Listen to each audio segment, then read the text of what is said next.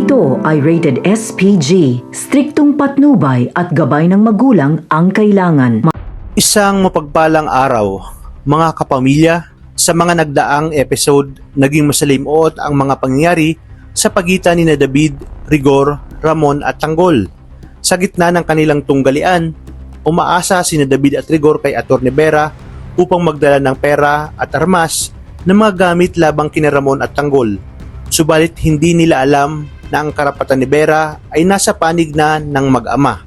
Nang malaman ni Vera na mawala na siyang mapapala kina David matapos mabunyag ang kanilang pagpapanggap, nagdesisyon siyang makipagtulungan kina Ramon at Tanggol.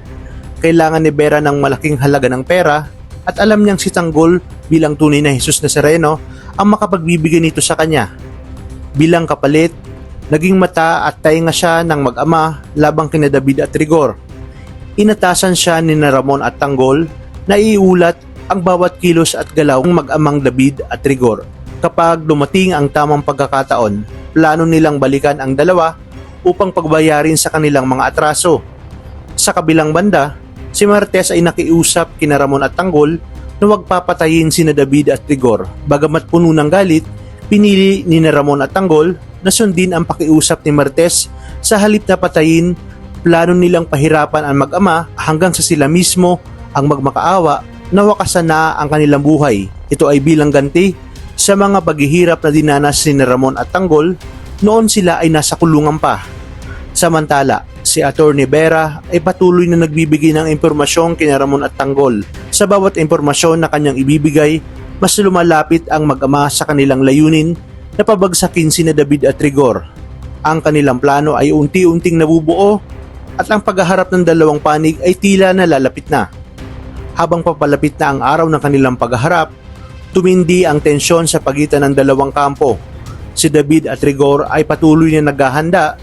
Hindi nila alam na ang kanilang pinagkakatiwalaang si Atty. Vera ay nagtatraidor na pala sa kanila. Sa kabila ng kanilang paghahanda, tila ba ang kanilang mga plano ay nagiging walang saysay dahil sa mga impormasyon na natatanggap ni Ramon at Tanggol mula kay Vera.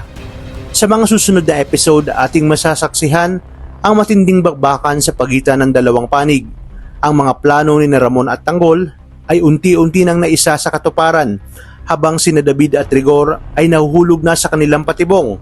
Ang kanilang pagharap ay magiging puno ng aksyon at emosyon na siguradong aabangan ng mga manonood. Huwag palampasin ang mga susunod na kabanata sa FPJ's Batang Quiapo upang masaksihan ang kaganapan ng kanilang tunggalian. Patuloy nating subaybayan ang kanilang mga kwento at lalim at alamin kung sino ang nagwawagi sa kanilang pagtutuos.